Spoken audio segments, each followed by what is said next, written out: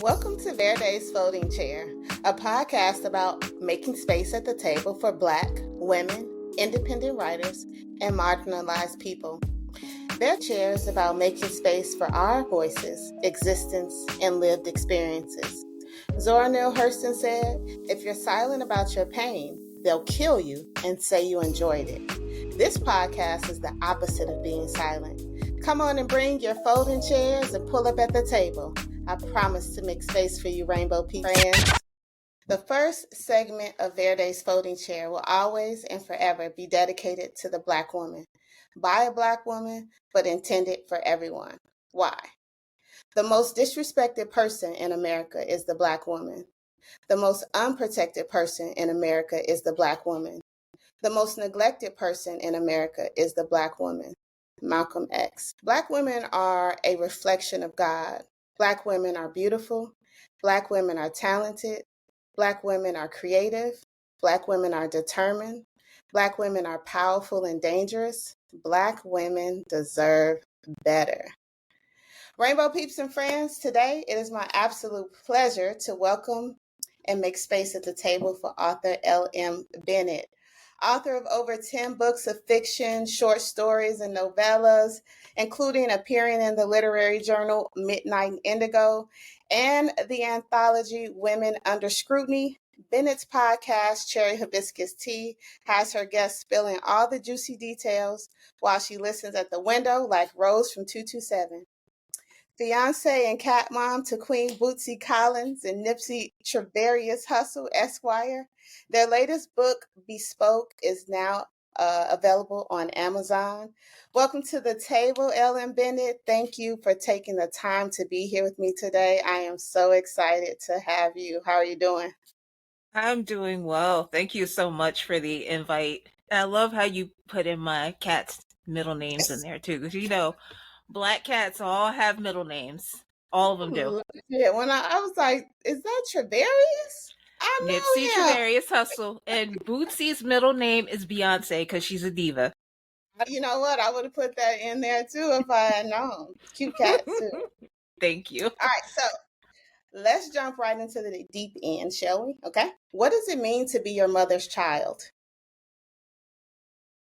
Oh, goodness gracious. That's not like the deep end. You just threw me right into the Atlantic Ocean. Goodness. What does it mean to be my mother's child? I've seen my mom go through a lot. Like, if anything, it means that I've learned to make a way where there is no way. Yes, absolutely. I love that answer. Your mom would appreciate that too. Yes, she would. Don't tell her I said that, even though she's in another room. All right. What was it like growing up as Ellen Bennett, and how does where you're from and those experiences shape you as an author and the stories you tell? Oh gosh. I would say I was kind of a loner, but like I kind of grew up in the part of town that you kind of roll up your windows when you're driving past. So I had to spend a lot of time indoors. So I had a lot of time to like watch TV, watch these weird television shows like War of the Worlds and Glow, Gorgeous Ladies of Wrestling.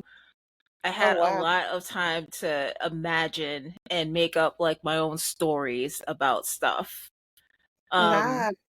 and just kind of like I used to watch like Babysitter's Club, well, read the Babysitter's Club, and there was like a HBO TV show. I used to watch that. Mhm. I used to read lots of different books, and they were not always very diverse.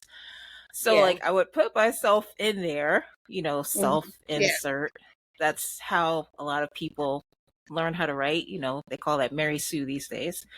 But that was how I kind of learned to start telling stories. Nice.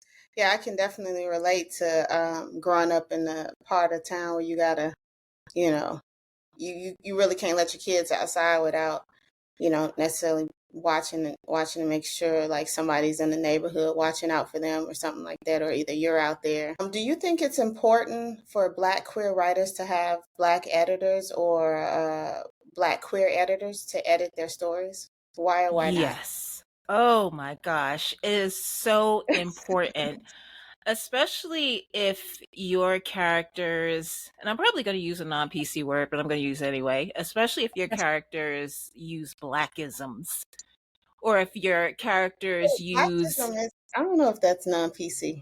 I don't know if it's not PC, but I just thought I would cover myself. But if your characters use blackisms, I think that you find that you'll have a lot of less editor notes asking you, well, what's this? What does this mean?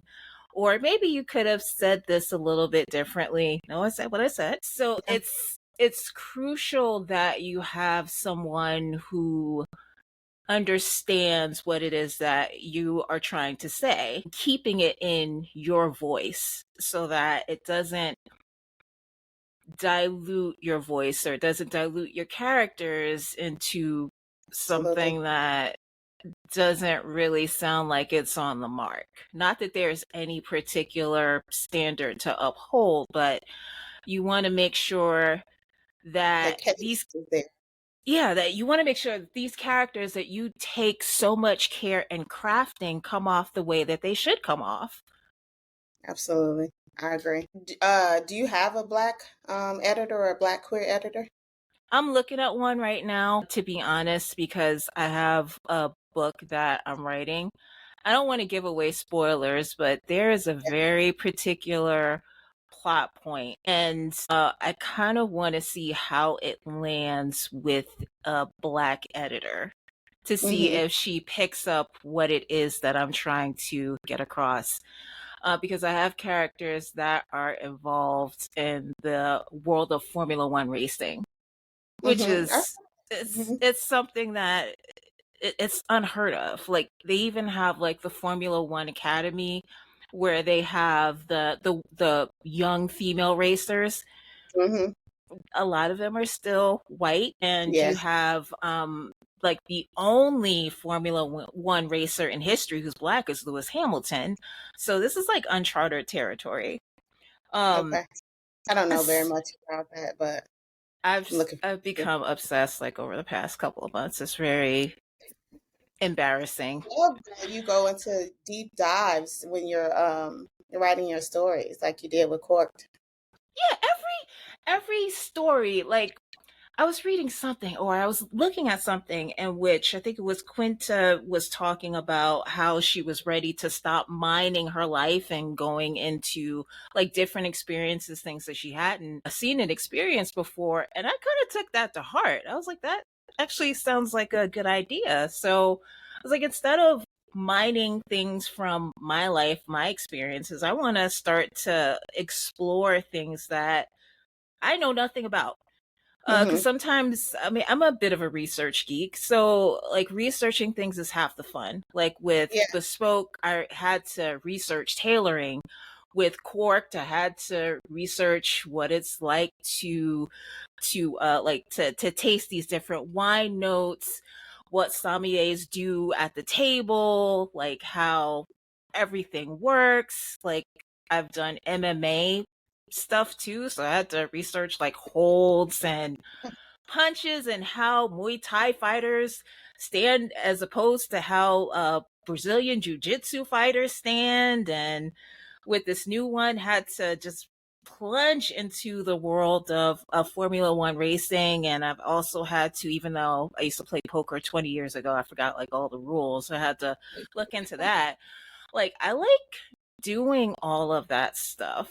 That's Just because I want to, as much as possible, like give readers an authentic experience and take you right into the character's brain, and at least yes. make it sound like it's realistic, even if you're gonna, like mess with some details to make the story work. Like you want it to be as authentic as possible, and I love making things as authentic as possible, and you can only do that by research and listening and watching the people who do what it is that you want to depict in your story. So I love doing that stuff. Nice. Now, are you a wine drinker now? Are you Yes. into it? Hmm. Awesome. I like it. All right. Black hair. It seems living in America, every Black woman has a story about her hair. You chose to write It's Just Hair in 2021 about your hair journey. I love how candid you were with the piece and the humor you dispersed throughout it. I could just connect to it. I related to it in a lot of ways. You wrote, as I grew out my big chop, it took on many iterations of hue, shape, and length. I changed partners, my hair grew, grays, which used to camouflage well as highlights, became more visible and disrespectful as fuck. Just a bunch of hating ass gray hairs popping up for no reason other than to be annoying. I felt every bit of that shit, okay? Because these gray hairs up top of my head are cramping my style, okay? I know I'm an auntie. I get it. I get it. You know, I own that. But I'm still fly. I still look good. That's right. What internal and or external process did you undergo or experience from the big chop, as you call it? Oh goodness. Like before then, like I mostly wore like hair pieces and wigs and whatnot. So I went to like the other side of that for a while. Like I was like, I Mm-hmm. never want another piece of hair on my head that's not my head, but then I really like braids and I like ponytails and I like this and like that. So like Mm-hmm. I've learned to embrace a bit more, that hair is supposed to be fun. It's Yeah, supposed to be an expression of you. And you can do, different things with your hair. And, maybe it kind of reflects how you're feeling at the time, but it doesn't always have to. Sometimes it's not that deep. yeah. It's just the style. It's a look you're going to feel. So LMBennett.com states you write good stories about bad girls. What inspires you to write good stories about bad girls? Would you identify yourself as a bad girl? No, the women that I write about are sometimes much badder than I am. And I say that because sometimes they say things and they do things that I can only dream of doing. Like Miri, like in Bad Beat, she's kind of sort of a witch with a bee. But then there was hidden vulnerability underneath that I like to explore with her a little bit. So I find that my bad girls that I like to write about, they're very honest. Mm-hmm. Sometimes they're even mean, but they're always authentic. And sometimes we think that women who are living in their truth and not shy about telling you who they are and what they think, they're the bad girls. And they're not perfect. They're not trying to be perfect. Sometimes they're wounded. Sometimes they just have a little bit too much going on. Sometimes they don't always do the right thing. And I feel like in fiction, if there's any type of character that's really not allowed to explore what it is to not chase excellence all the time, it's usually the Black women. Like Yeah. we're always supposed to be, holding it up for everybody else. But I was like, well, what if, you have someone who wants to fall apart or someone who needs to fall apart or someone who wants to blow up the perfect life that they have? Like, Mm-hmm. what would it be like to write a character like that? Because I've read, it was like a serial online. It was literally like a Sim story. And you had this one character who, like, she just kind of went off the deep end. She was facing middle age. She was with someone that she was just utterly bored by. She met a guy. She just, like, in the nicest way, just blew up her life to be with him, Mm-hmm. thinking that it might make her happy, but then like she wasn't happy with him either. So it was something that was like internal to her. And sometimes I just wanted to be like, girl, get it together. But then at the Yeah. same time, I couldn't stop reading. She Yeah. wasn't likable by any stretch of the imagination and she was aggravating. I couldn't stop reading and I was just like, what would it be like to write a character like that?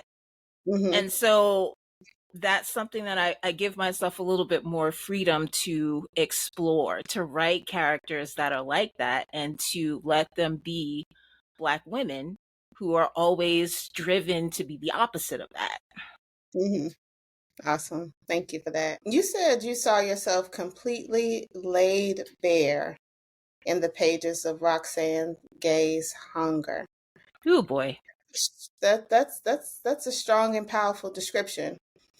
Why did you have such a personal connection while reading this book? There are some of the things that she talked about when she was like in relationships with other people, and the way that she behaved, the way that she allowed herself to be treated. And I was just like, I remember that. I remember what that feels like.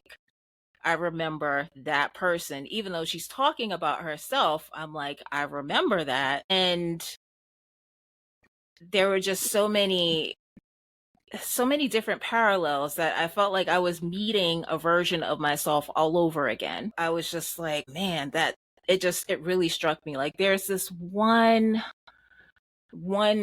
thing that she says at the end of the book, and it just makes me feel like I'm flayed alive. Like I start to think about it sometimes and the tears come, where she says, I'm showing you my heart, what's left of it.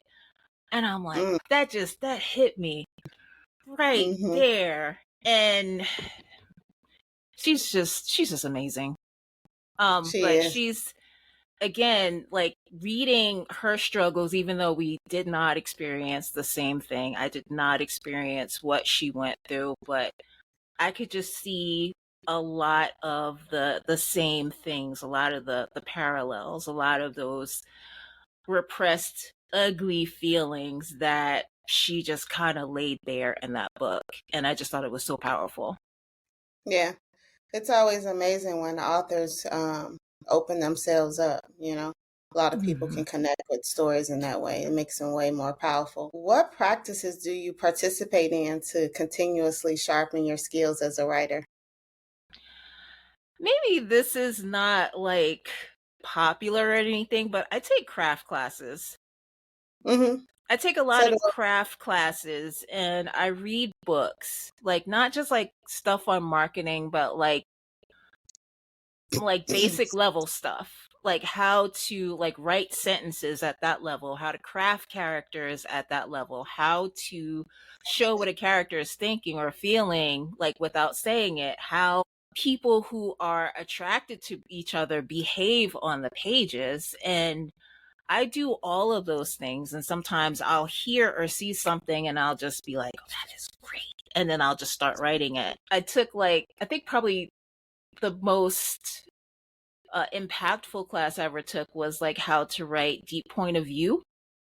Mm-hmm. So it's just those things that just kind of keeps me sharpening my skills and trying to be, a better and more effective storyteller. Nice. Good answer. Your coming out story is a later in life experience, 35. When did you know for a fact, though, that you were sexually attracted to women? I had to realize that I wasn't attracted to men. Let's just say I got a very vivid picture, and I was looking at the picture and I was just like, bleh, like ew. And I was just like, yeah, I was like, I'm kind of at that point where I have to admit that this just doesn't do it for me, and perhaps it never did, because like every time in my life I've been presented with that, I'm just kind of like, Yeah. just meh, okay. Uh, I don't want to be like insulting to anybody, but no. That's your truth. That is your answer. Do you feel like you were struggling to hide your true self to the world, while inside you kind of actually knew who you were? I don't think so. Like, I don't think that I had that sort of awareness. And Mm, to give you an example, I went to like an all girls Catholic school, right? And when I was talking to my mom about going to a Catholic school, she's like, "You don't want to be a lesbian, do you?" no. No, mom, of course not. Of course not. That sounds like something my mom would say. Yeah, Yeah. and like when we were in high school, like especially in senior year, like we were all very affectionate with each other. You know, like hugging and whatnot as you walk through Yeah. the hallway, and like some of the underclasses were saying, "Oh, you know, they're lesbians," and I just remember being like so offended by that. Hmm.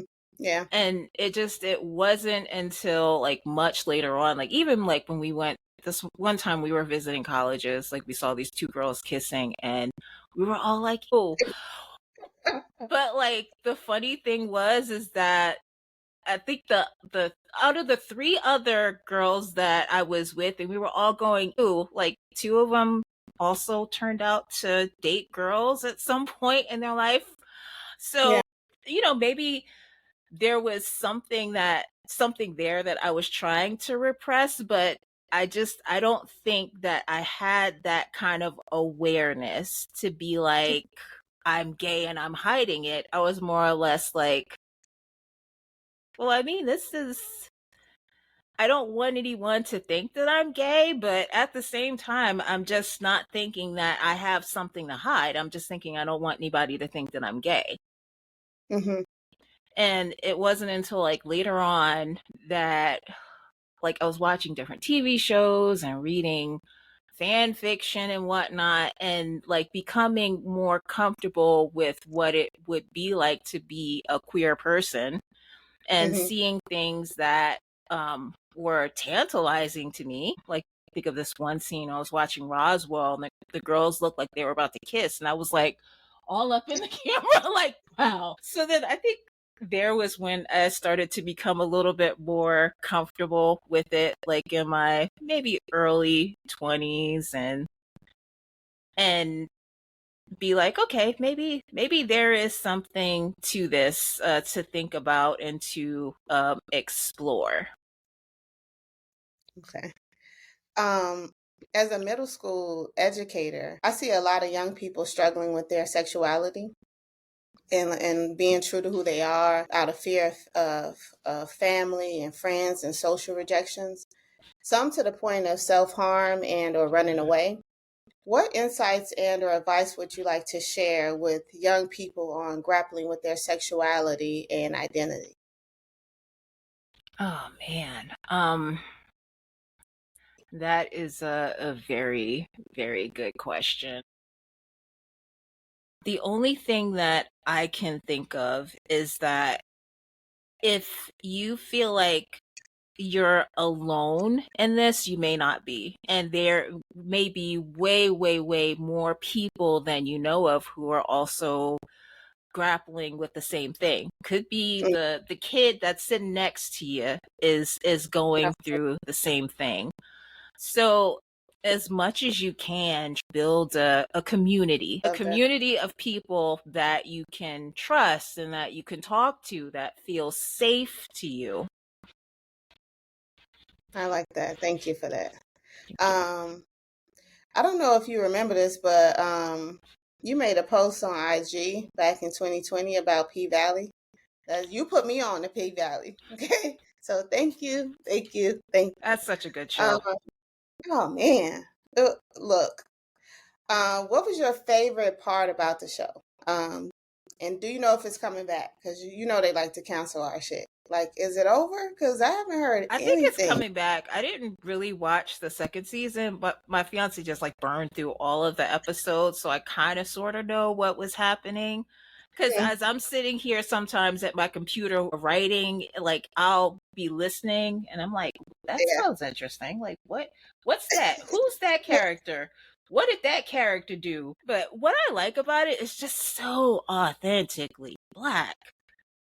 And like I think that's the first show that I've ever watched with a primarily southern black cast, and I needed subtitles sometimes to understand because I'm black but I'm also from New York. New Yeah. Jersey. Like, we Yeah. talk a certain way. So I'd be like, what did that guy say? But then, like, I kind of thought that it was awesome that they were just kind of like, yeah, it is what it is. They speak how they speak, they express themselves, they are unapologetically themselves. And this is just what it is. And you're just going to have to adjust your ear to how these characters communicate with each other. And I just thought that was so awesome. Yeah. I love the cultural component of the show, aside from the strippers. The strippers are excellent. There is one scene, I'm not going to spoil it for you, but again, I was just kind of like, my fiance's like, oh my God, they're about to kiss. And I'm like, wait, hold on. Let me pause this. I was like, they're about to kiss. They're about to kiss. I was so excited. Stripping should be a sport. It is. It should be because they're so athletic. That was Oh, another man. thing that really like caught me about the show, that the amount of athleticism that goes into it. Like, I never took it into consideration, but there was a scene where they had like they kind of slowed everything down and you could hear the character breathing and like trying to hit all of her marks. And I was Yeah. like, this is kind of like gymnastics except with a pole. I just didn't realize how much athleticism was involved in it, but it really it should be a sport. Right. Um, Listen, I am super excited about hearing you talk about your writing process. Okay. How do the ideas come to you?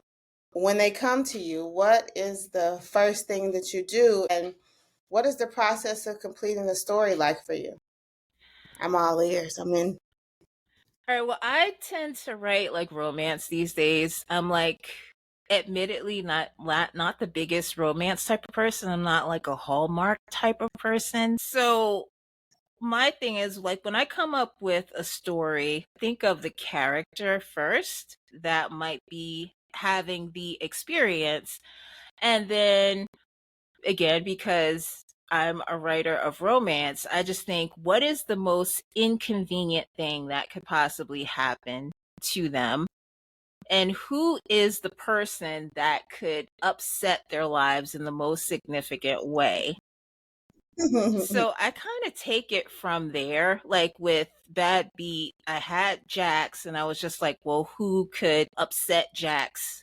And then I was just like, okay, well, maybe it's a character who is very feminine, who's kind of like a femme fatale, who's just as good or a better a player than she is. With the Christmas Story, I said, well, River wants peace and quiet. What could upset her the most? An opera singer downstairs practicing. That would be terribly inconvenient. And then I was thinking about Bespoke. What would be upsetting to this character of Cal, who likes order and is trying to follow daddy's footsteps? Another stud who she's never been attracted to before, who's a client. That would be awesome to watch her struggle with that. So Yeah. I like to torture my characters. I Um, see that. I like to think about who would cause them the most distress and Mhm. possibly encourage them to change and break out of whatever rut it is that they're in. So I kind of go from there. And then like sometimes I have like, specific ideas. Like with Bespoke, I think the idea of a tailor came first, and then I started build the characters around that idea. But sometimes it's the character first. Yeah. Yeah. I like how you're not afraid to torture your characters and put them in those big situations of conflict. You That's have to, good. otherwise how else do they grow? Yeah. What authors currently inspire you to continue to write? Oh man. All right. So I don't know if you've read the book Yellowface by R.F. Kuang. I could No. be mispronouncing her last name, but she wrote this book about this author. She's a white author, and one of her closest frenemies, I should say, is an Asian author who dies. and she stumbles upon her manuscript, and then she decides to take the manuscript and rewrite certain parts of it, and she starts to market herself as if she's an Asian author. And so I was just like, no, this is like the ballsiest thing I think I've ever read in my life. And this character is incredibly unlikable, and Mm-hmm. nothing she does is justified, but and Mm-hmm. sometimes she even acts a little Karenish, but like Oh, sometimes she'll also say something, then she'll just drop utter truth bombs, and I'm just like, what in the hell? Like, what? Not only like who does this character think she is, but who does this author think she is? She's incredible. And I just okay. I kind of want to model myself after that a little bit more, like someone who is not afraid to just put it all out there, someone who doesn't leave anything on the table. So if anything else, like she inspires me just by that one book, because it's Yeah. so incredible, and it's so polarizing. Like you'll find like a bunch of 5-star reviews, and then you'll find 1-star reviews, and the 1-star reviews are like novels of their own telling you everything that they hated about the book. But then to me, I'm just like, that's like probably one of the most incredible books I think I've ever read. And she is awesome. So I would say that, I kind of want to emulate her a little bit. Like Mhm. watching her, like just weave the story. Like I went and sat down and started writing. I was like, I'm going to make this character as unlikable as possible. Uh, that book sounds so interesting. I'm not gonna lie, I'm gonna definitely add it to my TBR. So thanks for that. You're welcome. It's Um, awesome. it sounds like it. Tell us about three Black queer authors we should know about and add to our TBR. Tuesday Harper. Ah, Yes. she's incredible. And you have Terry Ronald, who she's come out with a couple of things, Mm-hmm. and it's like I was reading them, and immediately I was like, oh, these characters are Black. I recognize these characters. She's also an African American author. I was like, these characters Okay. are Black. They're unapologetically Black. The way the everything about them. I love her writing. Like it's so punchy in a way Mm-hmm. that I wish I could be. And who is the third author? Oh my gosh. I think you have me stumped. Like there's a few of them. Like there's a lot of them that I know specifically, and I'm like, I don't want to leave anybody out. But those are like the first two that came to mind for me immediately. And of course you have Aunt Georgia Lee, who like we're kind of like at opposite ends of the spectrum when we write, because sometimes we just kind of talk to each other on the back end a little bit, and she's Mm-hmm. just like, I don't know how you write so short and you put in so much information.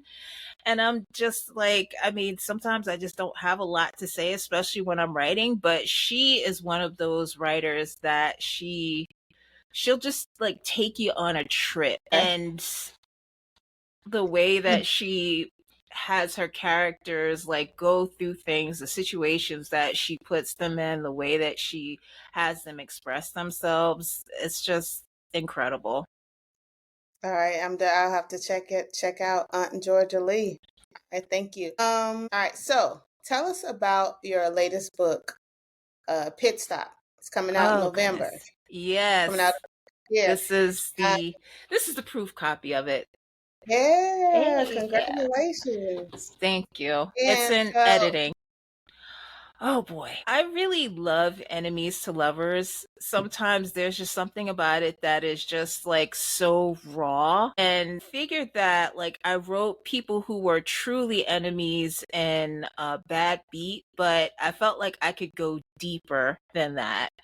So the characters that I wrote in Pit Stop knew each other as teenagers, and they got into a lot of trouble together as teenagers. And they came up through the circuits together, and then there was a really bad accident that happened, and they weren't friends anymore. And Yeah. now they are teammates on the same team. And I was just like, there's a lot of pain that I could explore because I like torturing characters again. There's just a lot of pain and resentment and lots of things that I could put the characters through and also find a way for them to grow. And there's one character in particular, as soon as you meet her, you're gonna hate her. She undergoes like the greatest transformation I think I've ever put a character through, and I found myself cheering for her, even though I was writing her. Found myself cheering for her in the end.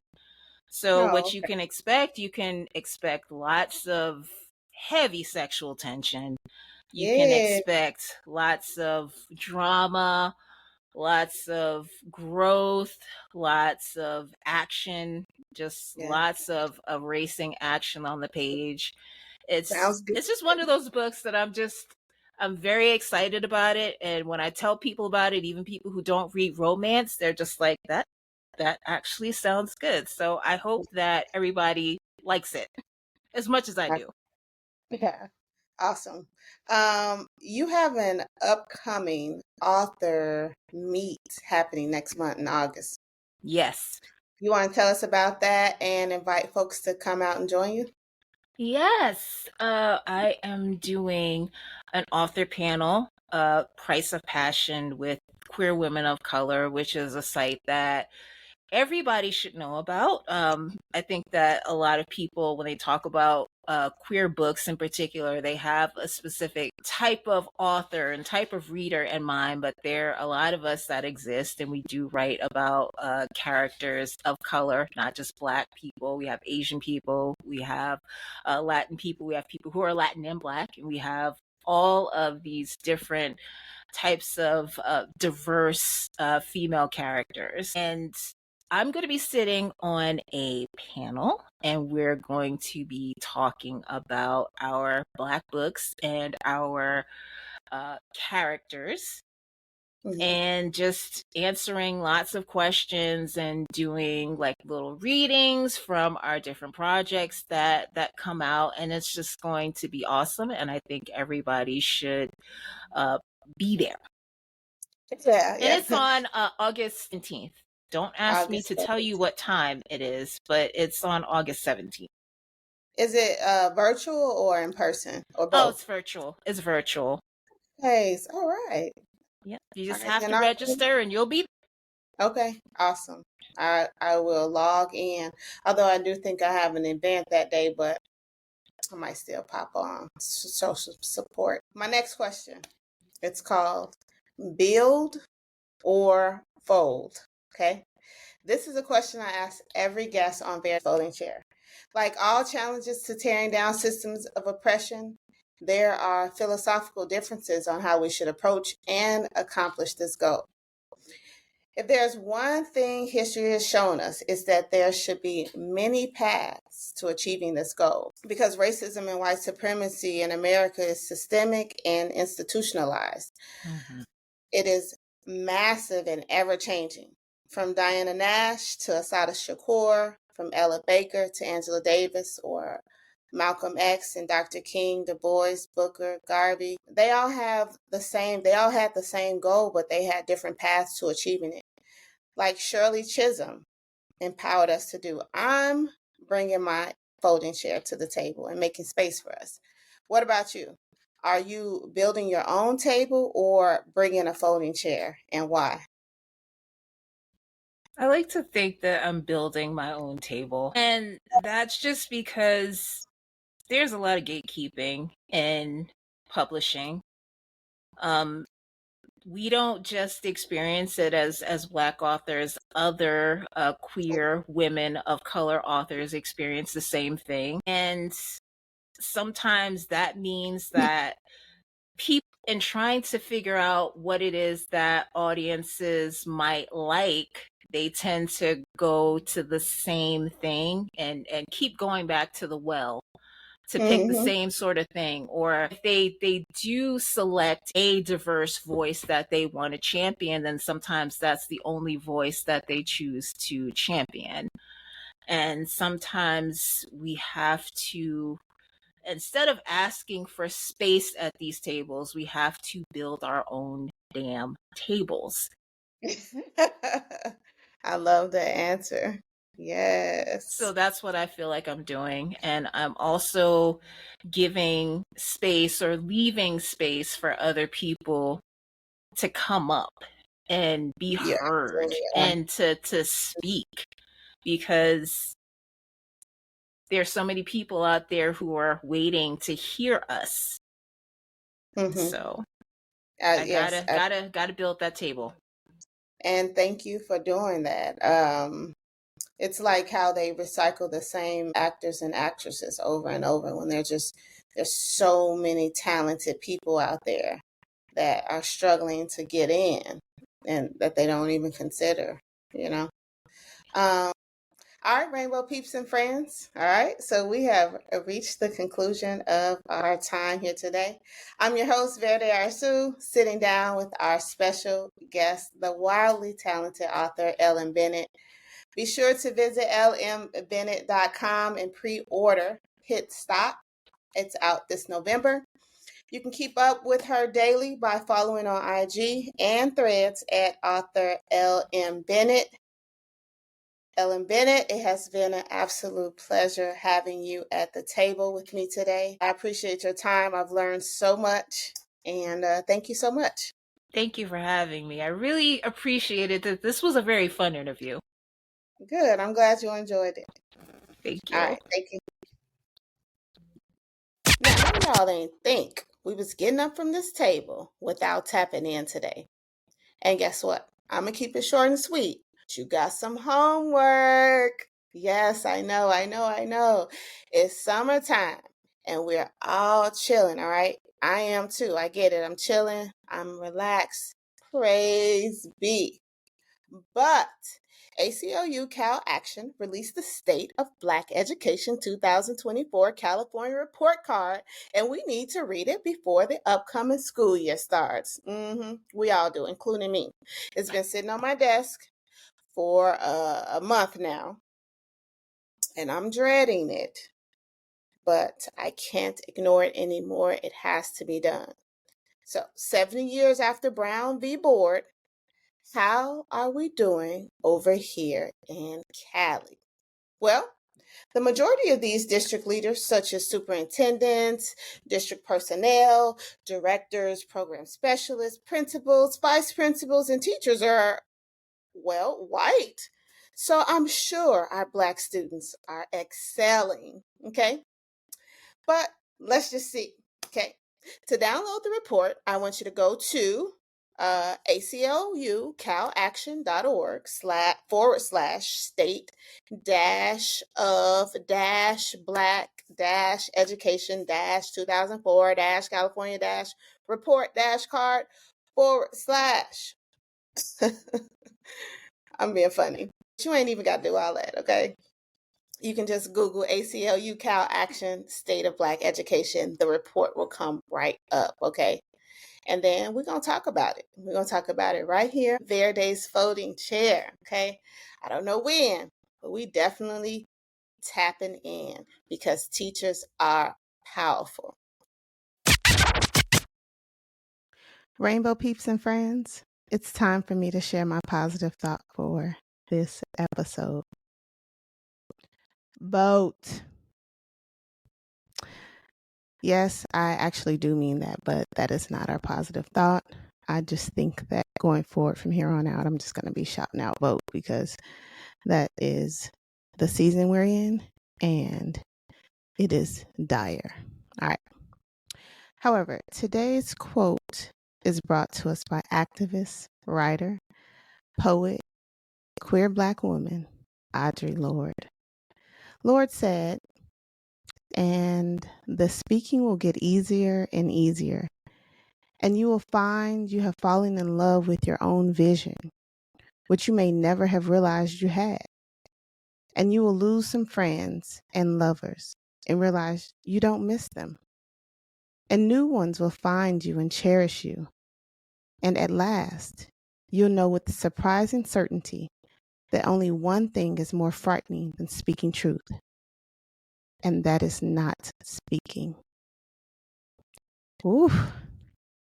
I found this quote on the Write Yourself Alive IG page, and I just want to thank you all for sharing this quote from Audre Lorde. It spoke to me and Rainbow Peeps and Friends. I hope in some way it speaks to you too. Thank you for joining me this week on Verde's Folding Chair. To stay connected with your girl, join me on IG at _writer_Verde _Arzu, Twitter at X at Verde _Arzu, and or Facebook at the writer Verde Arzu, and I'm also on LinkedIn. You can also find a copy of my book Rainbow, a Black queer novella, and other Rainbow merch on my website, verdearzu.com. Rainbow, a Black queer novella, can also be purchased online at Amazon and Barnes & Noble, as well as independent retailers. I'm out here, y'all. Okay? If you liked what you heard and you want to hear more, be sure to write a quick comment, like the post, share this episode with your friends and fam, and subscribe so you don't miss the next episode. Any of these options are free and take up very little of your time, but means the world to me as a Black independent artist. I appreciate you, Rainbow Peeps and Friends. As always, peace, love,